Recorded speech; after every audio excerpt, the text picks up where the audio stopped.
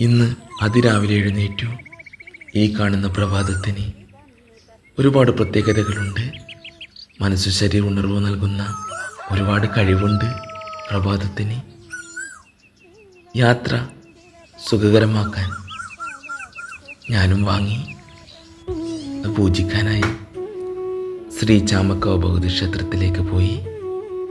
ശ്രീ ചാമക്കാവ് ഭഗവതി ക്ഷേത്രം പ്രകൃതി അത്രയേറെ മനോഹരമാക്കിയിരിക്കുന്നു. കാവിന് നടുവിലൊരു ക്ഷേത്രം, എന്താ അല്ലേ? പൂജാരി വന്നു വാഹന പൂജ നടത്തുവാനായി. ഐശ്വര്യം എന്നത് വലിയ പ്രാധാന്യമാണ്.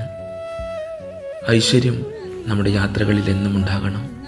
നമ്മുടെ ജീവിതത്തിലേക്ക് കടന്നു വരുന്നത് ഏതായിക്കോട്ടെ, നമ്മുടെ മനസ്സ് പോലെ സുന്ദരമാകണം, നന്മയാകണം. ആ ഐശ്വര്യവും തുളസിക്കതിര് പോലെ പവിത്രമാകട്ടെ ഓരോ യാത്രകളും.